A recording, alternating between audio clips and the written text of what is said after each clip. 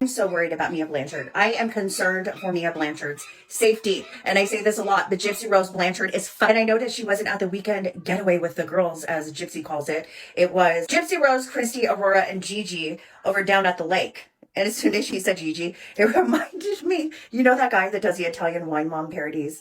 And he's always like, Gigi would have loved this. That guy. Remind me of that. Mia wasn't there. I think GRB and Mia are still on the outs. Like, Mia is still not talking to GRB, and I'm very happy for that. Because if there's two people I worry for, it's Baby and it's Mia. I know around last Thanksgiving, Mia had unfriended GRB and took down all of her pictures. I'm sorry, that's my husky. But I know that Mia had unfriended her, and it was to create distance for her professional life. She got fired because of GRB, and I'm sure she distanced herself also because GRB's and crazy jealous of her, and like doesn't even try to hide it. Copies her like single white female status. I'm glad Mia didn't go, because being out in the wilderness and seclusion with Gypsy Rose Blanchard is the last place I would want to be. Hey, everybody. Real quick before we dive in, where are you watching from right now and what time is it there? Drop it in the comments for me, okay? And if you're not already, go ahead and smash that like button, subscribe, and turn on notifications so you never miss when I spill the latest tea. All right, let's get into it because, girl, I cannot with this family lately. I've been low-key worried sick about Mia these days. You know, like genuinely concerned for her peace and just everything.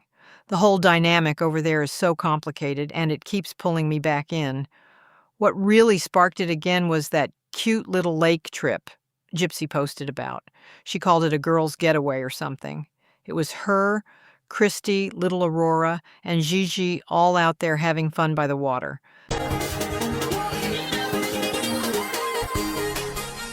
Yeah, this right here, this is exactly why people are side-eyeing. Because with everything that just happened, this does not feel random. We listen and we don't judge. One time I dared a homeless woman $20 to jump into the lake and then she said she can swim and I ran away laughing. We don't judge. We listen and we don't judge. I went to prison for 8.5 years because my own mom. And the tone is already off. But here's what stood out to me. Mia was nowhere to be seen. Not even a quick mention or a photo tag. And from everything going around, it seems like Gypsy Rose and Mia are still not on speaking terms. Honestly, I'm kind of relieved for Mia's sake on this one. If there's anyone in this whole situation I feel protective over, besides baby Aurora, it's definitely Mia. Then come back and say people didn't understand. I think people misunderstood the listen, we don't judge one though. So the point, if nobody got the point, was we were owning our wrongs and, taking accountability. So It's like a lack of accountability. No, they didn't understand. That's why it didn't land. And when you factor in the situation with the homeless woman, and the fact that she's mocking that, people are not looking at this like it's just content, because it's not. Gypsy knows what she's doing. So when you post something like this, right after all that backlash, then you pivot into a peaceful, soft life post, like nothing just happened, that's craziness. That's not a coincidence. That's a pattern that people are clocking. Around last Thanksgiving, Mia apparently went ahead and unfriended Gypsy, took down a bunch of their old pictures together. I think she was trying to set some clear boundaries, especially with how things were spilling over into her own work life. Getting caught up in all that unnecessary drama at her job? Yeah, creating some space makes total sense. The thing is, Gypsy has this jealous streak when it comes to Mia, and she doesn't always hide it well. It's giving major copycat energy sometimes, like she's trying to match the vibe or style. Gypsy posted this video of her holding Aurora, and in this video she's referring to Aurora as it several times in this video where she's lip syncing to an audio, like saying, "It follows me around everywhere." What? Like, I know it was meant to be funny, but coming from Gypsy, I just don't see the humor. Also, why is Aurora literally 10 years old in this picture? Like, she is humongous. And you mean to tell me she just started walking a month or two ago? Okay, the math ain't mathin' here. So, good on Mia for skipping that secluded lake hangout, being stuck out in the middle of nowhere with someone who has openly called you one of their biggest triggers. Hard pass. That just sounds stressful as heck. Speaking of messy relationships, Gypsy recently went off in the comments under one of those dance videos she did with Christy. Some viewer was saying they never really liked how Christy tried to reconnect Gypsy with her ex, and that what happened with Ryan wasn't talked about enough, and Gypsy clapped back pretty hard. She basically said Christy did her a solid by helping her dodge a bullet with that clout leech. She called Ken way better and claimed Christy knew it too. It all seems very forced and has from the beginning. And in this video, it seems like Christy doesn't even want to be there. It's just kind of performative, like the whole dynamic feels. And there have been so many things that GRB has done that it has outright just mortified Christy. One case in point would be the baby shower registry, where Christy had no idea that Gypsy Rose was putting up this registry with expensive items for her quote unquote fans and supporters to purchase for her.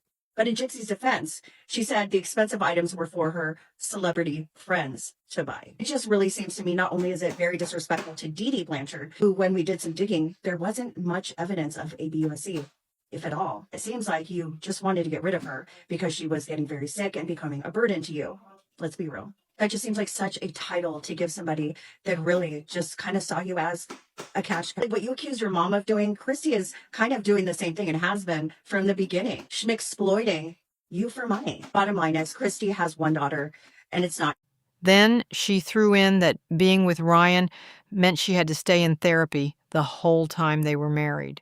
Go to therapy, bitch. I never left. Oof. Wow, that was harsh.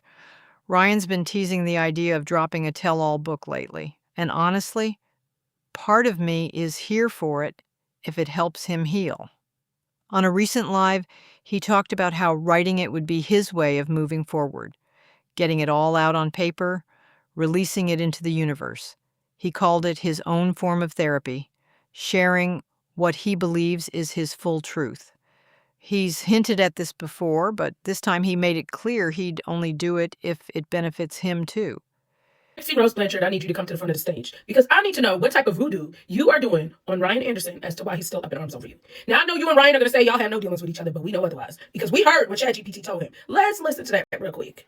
Oh, it sounds like you're going through a tough moment where you feel the need to validate a past connection or relationship that others might be questioning. Dealing with he said, she said situations, especially in public or digital spaces like the one in your screenshot, can be incredibly draining. When you're at a point where you feel you... Ryan immediately logged off the internet when this happened. Now, he did go on live the next day and say that it wasn't ChatGPT, it was Google, and he doesn't use ChatGPT. But look, I'm no ChatGPT connoisseur. But the way that was a conversation came across like ChatGPT. And obviously, it has something to do with Gypsy. And obviously, she's still, doing the triangulation thing. And we know because we see how she did that with Nick and the other guy. We see her doing it with him and Ken. Ken doesn't want her. Ryan really wants her, but we see how that goes, right? So at the end of the day, we need to be looking at this and saying, Ryan's just on here gaslighting everybody. And he will tell people what they want to hear or what he feels like he needs to say. But honestly, I feel like if he was 100 and came clean, people would be like, okay, whatever. But yeah, we know that him and Gypsy are still having something going on. I think that's very clear. I think we all came to that conclusion. Drop your comments down below because I would love to hear what y'all think. He's got his platform now, and he kept saying if something like this happened to him, he should be the one profiting from telling his side. People in the comments were suggesting he go on certain shows or panels, but he shut that down fast, said he'd handle it his own way. What's interesting is he also mentioned needing therapy while they were together. If Ken saw that comment from Gypsy about therapy, I bet he was nodding his head like, yep. It's funny how she's out here telling people to get help, but Ryan's basically saying he was in therapy the entire marriage just to cope. Real talk, that speaks volumes. I think if writing the book brings him peace and lets him share his perspective, he should go for it. People deserve to hear different sides of what goes on behind closed doors, But low-key, I wonder why he hasn't gone harder with it publicly yet. I'm not clout chasing, but yep. See, I do not lie. I haven't lied about anything 2 years now, and I don't lie, so whatever. She's obviously trying to get famous off of me, so I love Gypsy. And the first moment she gets, now she's attention seeking. But it does bother me that now she's clout chasing. Clout chasing? Why? I don't give nobody no clout. Things about money with me, it's not. Yeah, who cares his views? I guess you're right. Yeah, but when it comes out, I've never lied. I lie, y'all. I've never lied. Some people don't realize that, but You know, it's human nature to watch train wrecks. Well, all aboard. I don't know, maybe clout chasing, I don't know. I have to be careful with that. I mean, I'm kind of known a little bit, but I don't think I'm famous by any means. I don't. I love Gypsy gave you fame you wanted. I didn't want fame. You know what people say I'm using her for clout? I'm not, guys. Like, I'm on the show, too. Clout chasing? Why? I don't give nobody no clout. Maybe there's stuff Gypsy's holding on to. He's even implied they still have some contact here and there, like when he said, of course Gypsy's going to say we're not talking. And since there was no NDA from the marriage, he could technically share his memories with the right disclaimers. He better jump on that book while the interest is still hot, because these stories tend to fade out eventually. Would y'all actually read Ryan's tell-all if he dropped it? Let me know down below. I'm dying to hear what you think. What Ryan Anderson doesn't seem to understand is that people don't hate him. They don't dislike him. They don't wish him malice or ill intent or anything bad. He wants to accuse everybody of being a liar and everybody of being a clout chaser, everybody being an attention seeker. One day he's famous, the next day he's not. One day he's famous, the next day he's not. One day he's saying clout, I don't give nobody no clout. The next day, not even 13 hours later, he's accusing somebody of clout chasing him. Let me make this very clear to you, Ryan. Nobody is making money off of videos about you. And you have to have at least 10,000 followers here on TikTok to even apply for the Creator Rewards program. And that doesn't mean that you're going to get approved. On a softer note, Gypsy recently shared some new photos of baby Aurora because folks kept asking where the little one was and why there weren't more recent videos or pics. She posted a few from behind, which is interesting, especially since both she and Ken have shown the baby's face on lives before. Someone even spotted them out in public and shared a rare photo. That almost never happens. There's this whole corner of the internet convinced something's off or there's no baby. And it honestly feels like we're living in the Twilight Zone sometimes, but I do believe there's a baby there. And honestly, it makes me worried for her. Not just because she's growing up in all this spotlight with so much chaos around her family.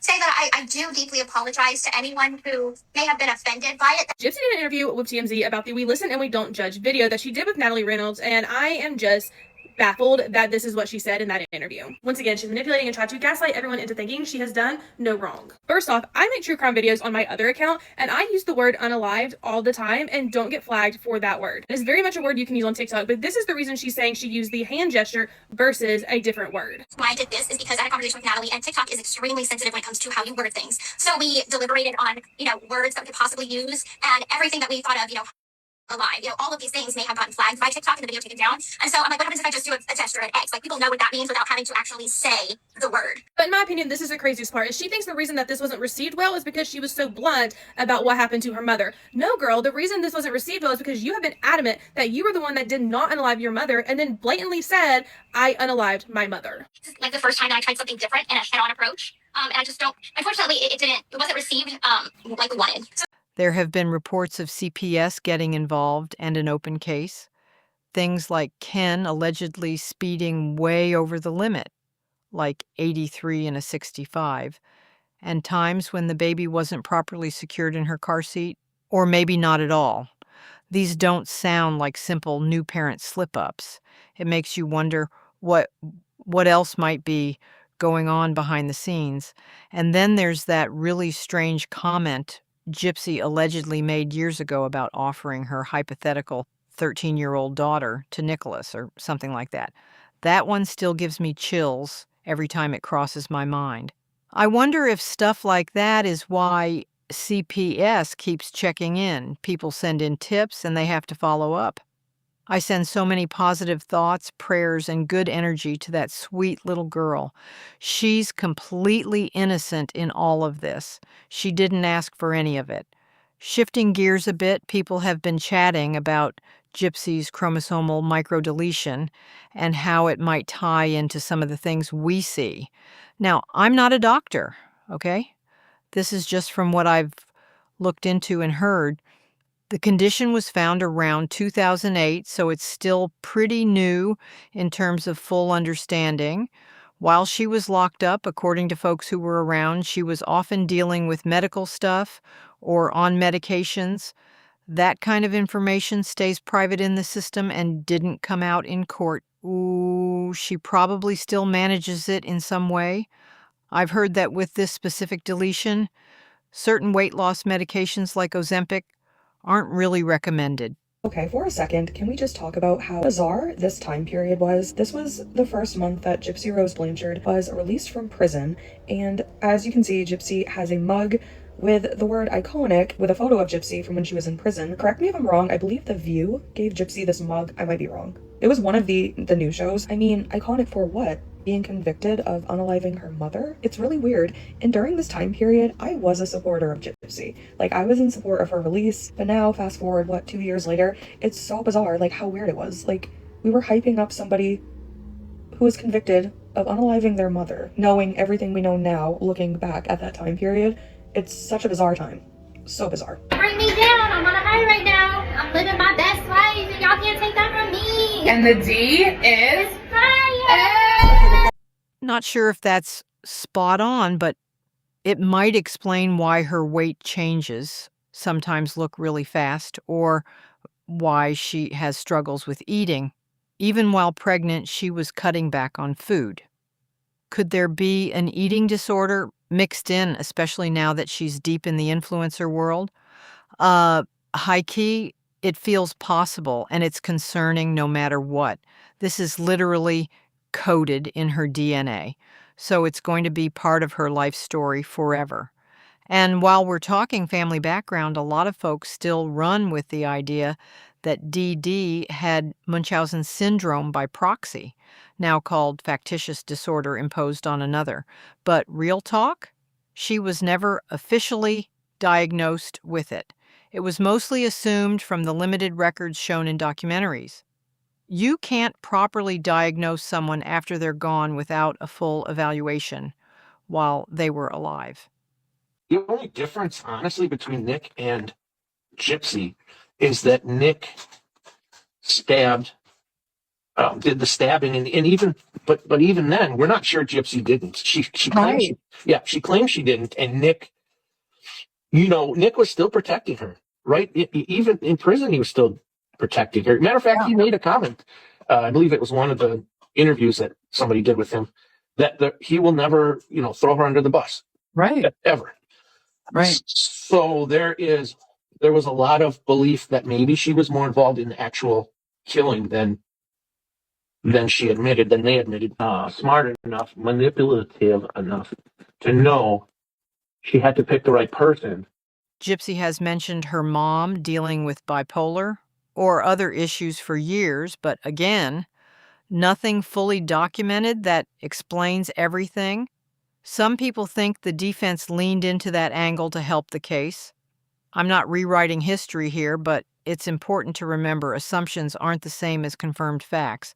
Nuanced takes matter. Okay, but wait.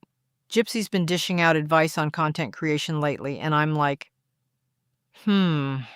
She was handed a pretty big platform in a lot of ways. A friend helped build it, and that Lifetime show gave her a huge boost, even with verification stuff early on. She didn't have to grind from zero like most creators do, figuring out editing, researching, and finding her niche. It seems like she just hops on the phone for a quick talk sometimes. She talked about checking analytics first, but honestly, the real grind is starting and discovering what clicks for you. Not just copying trends or scripts. Analytics come after. Taking creator tips from her. Probably not the best idea, especially when she's admitted certain things and hasn't lived what most would call a traditional normal life. People tune in for the entertainment and the wild backstory, but turning parts of your past into constant monetized content? Yeah, that makes me pause. Gypsy Rose posted this video, and it's giving anything for clicks and views, and shows the level of desperation she has. Now, if you slow this down, look at her feet. They are perfectly together. and then she steps back instead of pushing off. And I mean, granted, she was in prison for a long time, so maybe she didn't learn how to do a backflip off of a dock into water. But I find it really weird that she jumped into lake water wearing a $3,000 wig like she was trying to baptize her bad decisions. This isn't going for a swim or falling off of a dock. This is poor financial decisions with a splash. That wig cost more than her common sense, but clearly common sense was not invited to this. And clearly this video is not about content. It's about being validated and getting views. And I just personally cannot imagine being so desperate for attention that I turn my scalp into a sinking financial investment. But let's be real, if you're out here treating $3,000 like it's disposable, but still acting like this, the wig is not the only thing that's fake. I do have to ask though, did Natalie pay you $20 for this? Because you know that she loves getting mentally handicapped people to jump into water for $20. Then there was that I listen, I don't judge trend she did on TikTok with Christy. She posted a story saying, "Thank you to anyone who gets it. She's still growing and makes mistakes." We all do, right? But right after that, they dropped the mother-daughter dance video with silly questions like who takes longer to get ready, who's more dramatic, who exercises more, who gets the last word, who hogs the bathroom, who's more expensive. It looked fun on the surface, but coming so soon after the I'm growing post, some folks felt like it was downplaying heavier stuff in a casual way, especially after only serving 8 years. It rubbed a lot of people the wrong way, like it was minimizing serious things. On top of that, she dropped a full video with tips for becoming a content creator, talking about knowing your audience demographics, using strong hooks in the first 3 seconds, batching content during nap time if you're a mom, changing outfits for different audios, and saving to drafts. She even showed graphs. It felt like she got a quick crash course from that influencer Natalie during the weekend because some of it came across as brand new for her. We as content creators don't tap to annoy you.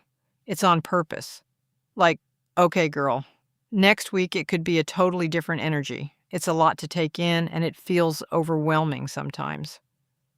Looks like Gypsy Rose got plenty of advice from Natalie over the past weekend about how to be a content creator, because she is now literally on TikTok giving other people advice, literally showing graphs about how to be a great content creator and become viral. Let me show you. In this video, I'm going to share with you guys my own tips and tricks of the trade of content creation to help you be successful and land your stuff on the For You page. That way you can go viral a lot faster. So the first and most important thing is learn your audience. You are making content for who? Your audience. And the example, this is mine. So as you can see, it will tell you what percentage your followers are in gender. So next it will tell you the age range of your audience. So for example, mine is 30% 18 to 24. 36% 25 to 34, 18 to 34-year-old women like to watch dance videos, clothing hauls, all these different types of girly content. So the next thing you're going to want to know is what a hook is. So what hooks are for is to grab your audience within the first 3 seconds of the video. Honestly, some people get a little annoyed with like the tapping and stuff, but that's all to like get your attention. Anyway, that's the latest mess swirling around. Mia keeping her distance for her own sanity, Ryan teasing more revelations, worries about little Aurora, the health stuff in the background, and Gypsy trying to play content creator guru while doing cute dances with Christy. It all feels so layered. It really seems like damage control has been in high gear lately. When Gypsy got back from that Florida trip where she collabed with Natalie Reynolds, she came home acting like she'd leveled all the way up. She posted that reintroduction video. Allow me to reintroduce myself. My name is Gypsy Rose. I'm a mother. I'm an author. I'm a survivor. I'm a content creator. I'm a girlfriend. Okay, bye. And I'm sitting here like, girl, bye for real. Because let's be honest. The one title that fits without any spin is convicted murderer, point blank. Done for a purpose. We're not purposely trying to be annoying, guys. It's just like, it's a hook.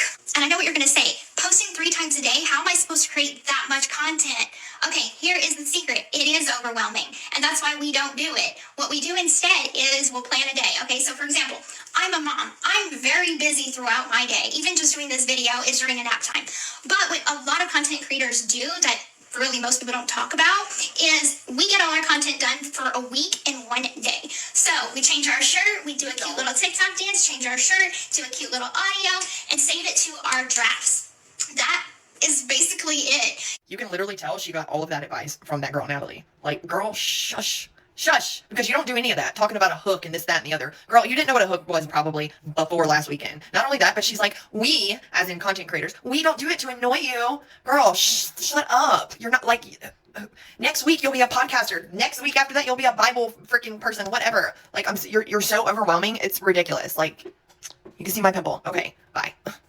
That's the part that keeps getting glossed over. She listed all these fancy labels like she earned them through pure grind, but a lot of it feels handed rather than built from scratch. Having millions of followers doesn't automatically make you a top influencer, especially when the main reason people know your name is tied to something so heavy. When did we start celebrating someone for taking a life, her own mother's, no less, and then joking about it in trends like it's light entertainment that I listen, I don't judge things, still has me side-eyeing hard? Accountability isn't just posting a cute video saying you're not perfect and then cracking jokes about the most serious thing a person can do. Real accountability would mean owning it fully without shifting blame and actually changing behavior instead of switching roles. She went from the sick little girl role to now acting like this wise, responsible adult, giving out advice, but the mask slips sometimes, and you catch glimpses. What worries me most is how her content seems aimed at younger folks. Impressionable kids and teens who might be struggling, some dealing with dark thoughts or self-harm. If you look at her comments or follower profiles, there's a lot of young energy there. When someone with her past is directly engaging that crowd, it feels manipulative and low-key concerning. She still gives off those calculated, vindictive vibes underneath the smiles. Gypsy is one weird character because why did she post a TikTok of like 3 pictures of her with Aurora in front of this lake right here, where she posted a video just yesterday, wearing different clothes, by the way, so that's how I know that this whole idea right here was an afterthought. Anyway, so she posted yesterday a video of her jumping or falling into this lake right here, where it seemed as though she was mocking the whole Natalie Reynolds scandal. You all know which one. Anyway, and then apparently her wig floated off into the distance, which not really sure what else she would expect with that.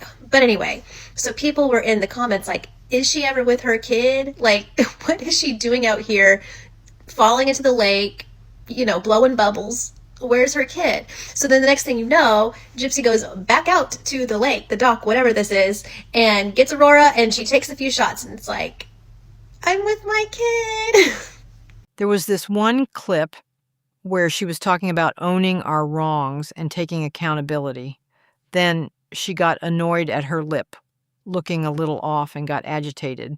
The mask dropped for a second, pure frustration. Then seconds later, she remembered the camera and slapped that sweet smile right back on. It was such whiplash. 1 minute serious, next minute bubbly. That quick switch really makes you wonder. Since she got out, so much of what she shares feels staged or performed. The only real shift is the new character she's playing. And who's cheering it all on? Her dad, Rod, stepmom, Christy, and others who keep turning a blind eye while staying in the mix?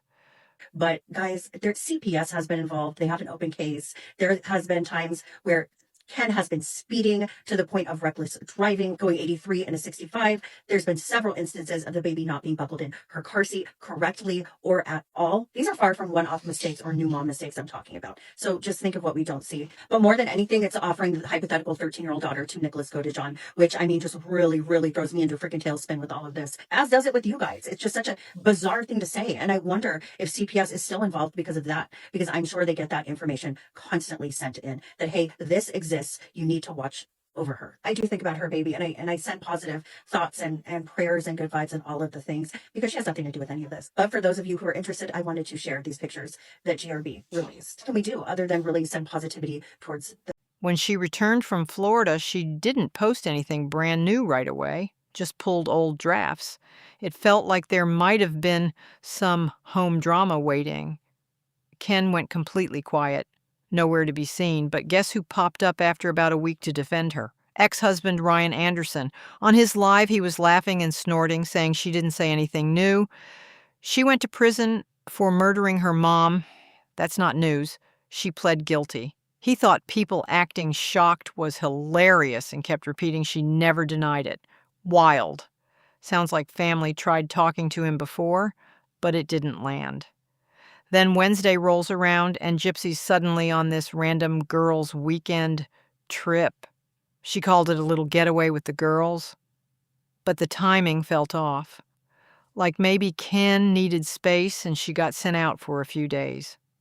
Now, Renee, I'm not going to go as far as to say that Dee Dee was like some great mom. I do believe that Dee Dee Blanchard was taking Gypsy Rose and she was having her symptoms treated. Like I discussed yesterday, the microdeletion, the first case of that microdeletion that Gypsy Rose has, she has set up on this internet and tried to explain away. First case of it wasn't found until 2008. Gypsy would have been 17 years old. So Dee Dee, for 17 years, would have been going to these doctors, telling the doctors the symptoms, and all they would have been able to do was treat it because they did not know the cause. There was no such thing as 1Q2 1.1 till 2008. But in 2011, the same year they got the diagnosis for Gypsy Rose's microdeletion. By that time, she was about 19, 20 years old, okay?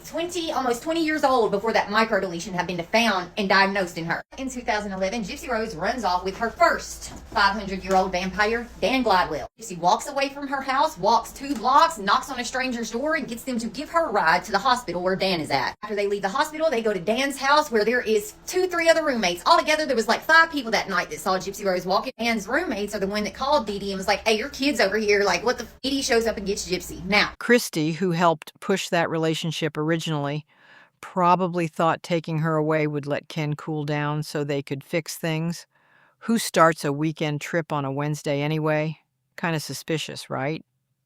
Ken still hasn't commented on the Florida collab, but he posted a couple random things that didn't quite fit. During the trip, Gypsy shared a story about how Aurora is always glued to her leg, following her everywhere, can't even turn without the baby being right there.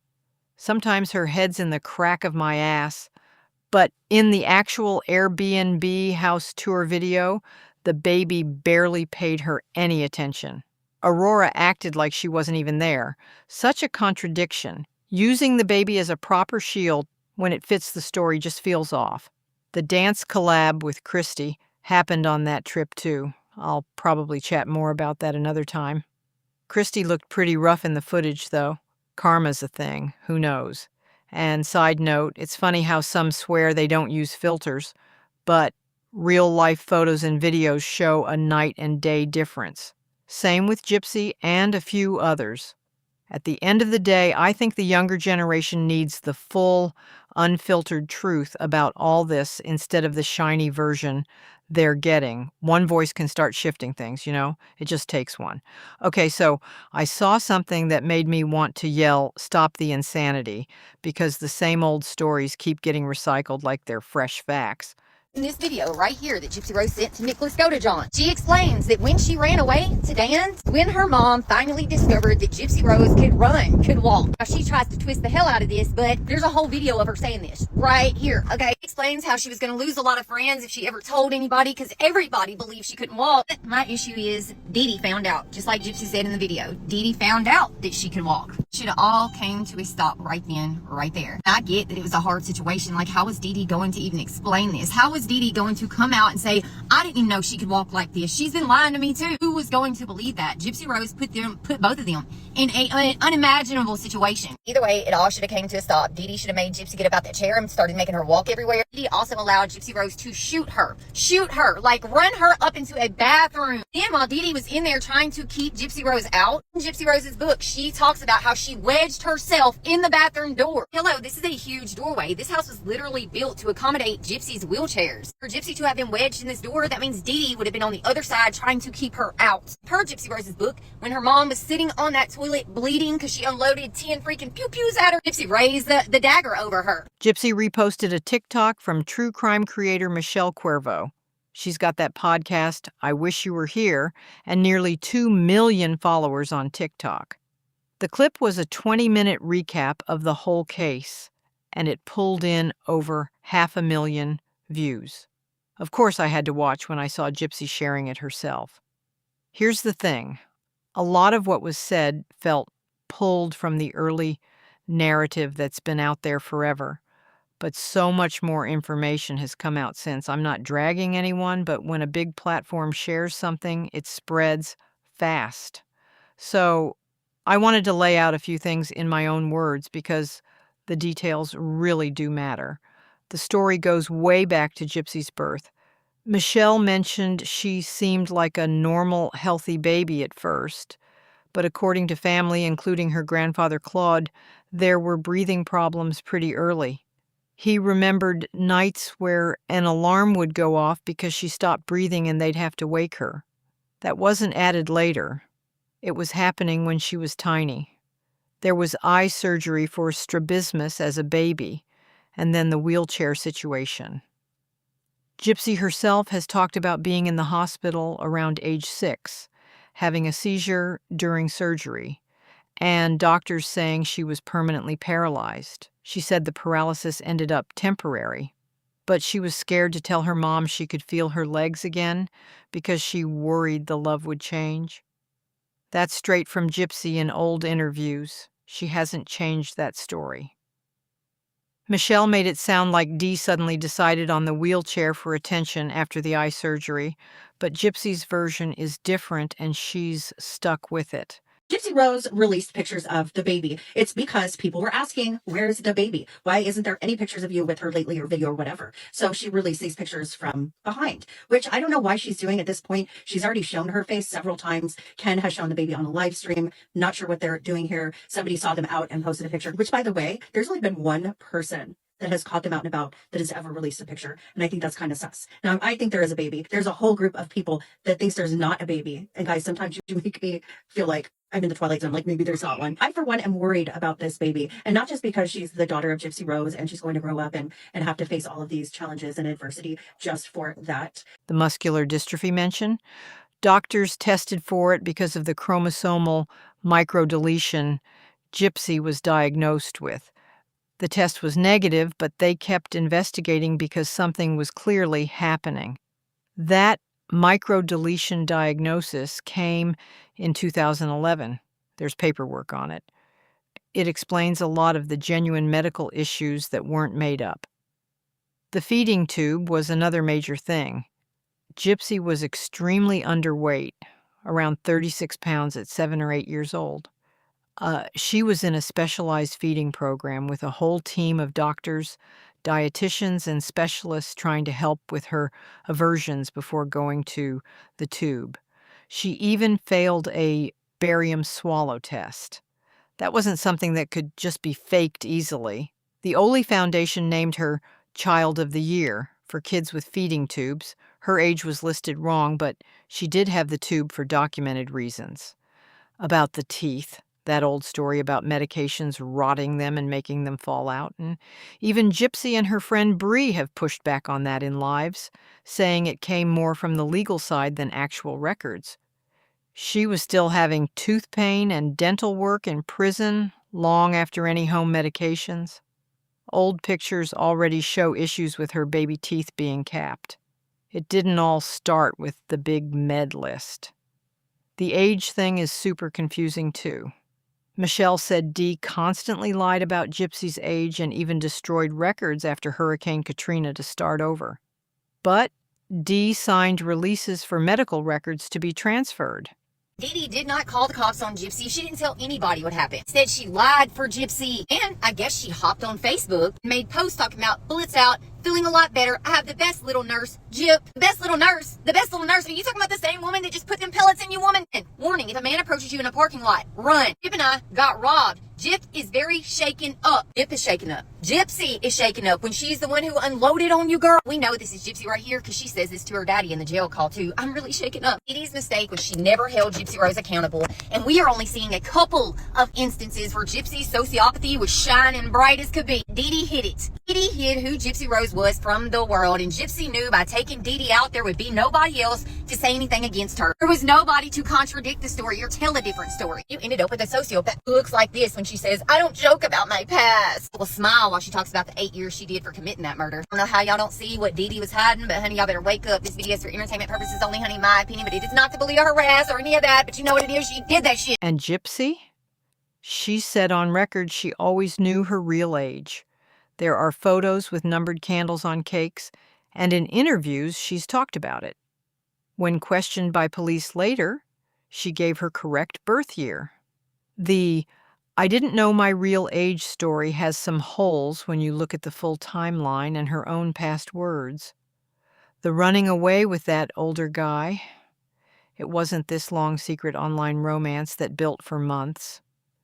According to timelines from Gypsy's own book and records, they met around March 2011, and she ran away just a few weeks later in late April. The guy's friends actually contacted Dee to come get her because they thought she was underage. It wasn't Dee magically discovering the laptop and dragging her home in rage while Gypsy bravely revealed she knew her age. The details don't quite match. The physical abuse claims, being chained to the bed for weeks, kept Loopy on heavy meds. A lot of that has been walked back or doesn't show up strongly in public medical records.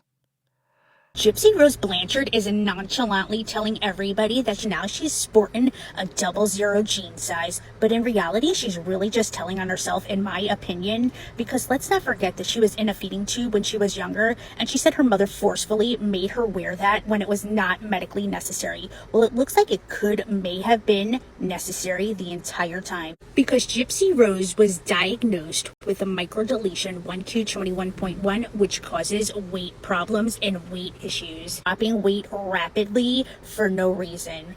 And if she keeps it up, she may, in my opinion, may be back with the feeding tube by the summertime. But let me know what you guys think. Do you think that you'll be absolutely shocked if Gypsy Rose will need a feeding tube somewhere in the near future? Do you think that perhaps Gypsy Rose may have needed the feeding tube when she was younger and her mother didn't forcefully make her use it? Or do you think that Gypsy Rose is lying, that her mother was abusing her? Let me know.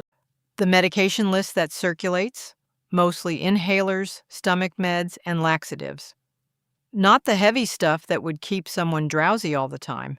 When it comes to Nicholas Godejohn, the idea that he was the mastermind with violent personalities pulling Gypsy into darkness, the messages, videos, and role play that have surfaced show Gypsy was driving a lot of the sexual and fantasy parts. She was into Twilight, 50 Shades, vampire, werewolf, BDSM vibes before and during their time together. She even made videos and role-played alone. Nick's Victor persona, she was matching that energy and pushing it in many exchanges. The bathroom scene at the Cinderella movie, Nick has always said Gypsy initiated and pulled him in there. Let me remind everyone of this comment right here. Gypsy Rose Blanchard's mother, Dee Dee Blanchard, that everybody wants to say abused her daughter and did this, that, and the third for I don't know what kind of gain, because she didn't get nothing from it other than the ability to provide for her child what she could not with a deadbeat dad, Rod Blanchard, over there. But Dee Dee Blanchard was never diagnosed with Munchausen syndrome by proxy. It was basically assumed by all the doctors of the little bit of medical records they were able to see on these documentaries that Dee Dee Blanchard quite possibly had Munchausen syndrome by proxy, which is now called fictitious disorder on another. However, unless you are studying a brain for any kind of mental health issues or anything like that, such as they do some serial killers. Gypsy described it in a prison email in pretty blunt, disappointed terms, not like she was forced. The contract to get rid of Dee and the plans. They discussed it for a while, but the night it happened was right after an ER visit where Gypsy was pushing to get her feeding tube out because she wanted to get pregnant. That fight was one of the last big ones. Gypsy walked around the house recording video for Nick, showing the layout, even making stabbing motions toward her mom's bed while she slept. She let him in, handed him the knife, and hid in the bathroom. Afterward, the Facebook posts from Dee's account that scared everyone. Gypsy wrote those, the motel videos after. They're uncomfortable. Laughing, joking, eating snacks, talking about what just happened. not exactly two traumatized people hiding out. You do not know if one has a mental health disorder unless they are diagnosed prior to death. Dee Dee was never diagnosed, not even with bipolar disorder. That is one that Gypsy says that she had for all of her life, but that is in nothing that explains Dee Dee Blanchard and her medical history. So you can't claim somebody had something without it being officially diagnosed. And again, you can't diagnose a dead person with that. They would have to be living for a mental health issue, such as Munchausen syndrome by proxy, to get diagnosed. So I know only the small-minded people won't understand this, but a lot of you will get this and understand that this isn't possible. This is not real. This is, in fact, a lie made up by a lawyer that wanted to win a case of a high-profile person because he was a public defender, so his name can get out there. So they used the defense that Gypsy Rose Blanchard's mother had Munchausen syndrome by proxy, and they've continued that narrative ever since, because they'll look stupid if they now say, we knew that it wasn't that. We knew this all along. So read between the lines, people. Michelle kept referring to Gypsy as a child or total victim who was completely in the dark and forced into everything. But at the time, she was 23 years old. She wasn't a little kid.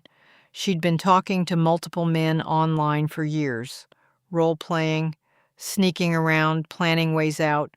That I was just as much in the dark as everyone else line doesn't hold up against all the digital evidence that's come out.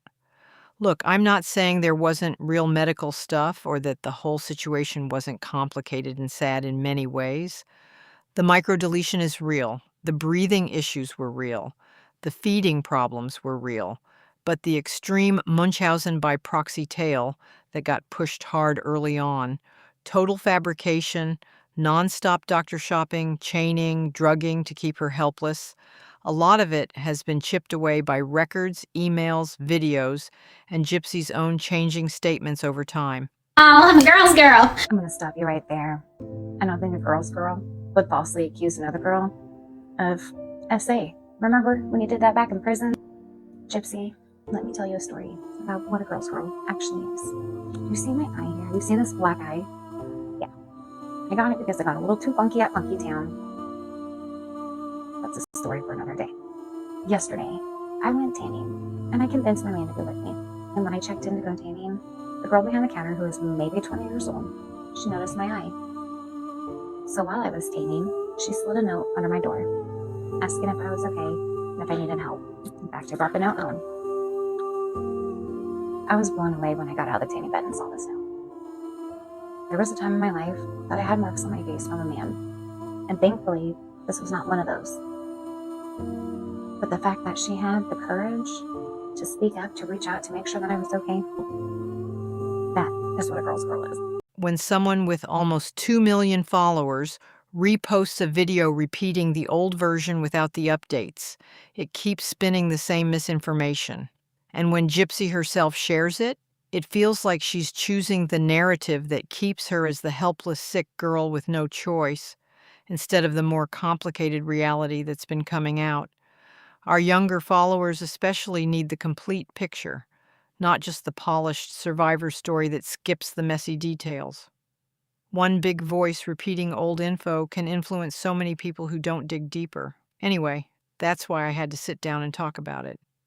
The case is way more layered than the simple evil mom, innocent daughter tale that still gets told over and over. We're going to catch up. It's been a while. So, if you do not know, Gypsy Rose has a very rare microdeletion called 1Q2 microdeletion. I did a video back in like 2024 or something about it, explaining it. As you can see, hers is the pink, and it's literally off the damn chart. Another important thing to know about this microdeletion is it is so rare. The other day I said 200 people have been diagnosed. When I looked it up today, it said 102 people have been diagnosed with this since 2008. Only 102 people. 2008 is when that first case was discovered, and Gypsy Rose would have been 17 years old. I mean, 17 years of her having issues that doctors doctors wouldn't have known what the hell was going on. 17 years that they couldn't get answers. 17 years that they didn't know what the fuck was happening because there was no diagnosis for it. In Gypsy Rose's freaking book, she says another way she justified my illnesses was by claiming I had a disease-inducing chromosomal defect. Disease-inducing? Fucking stop it, Gypsy. Not disease-inducing. Let's be real. Range from no symptoms to significant developmental, physical, psychiatric issues, developmental delays, intellectual disability, behavioral issues, and facial dysmorphism. Sorry. What do you guys think? Have you noticed how the same story keeps getting retold even after new details drop? Would you want Michelle to revisit it with updated info? Let me know in the comments. And remind me, where are you watching from and what time is it there right now? Don't forget to like this video, subscribe, and turn on notifications so we can keep chatting about stuff like this.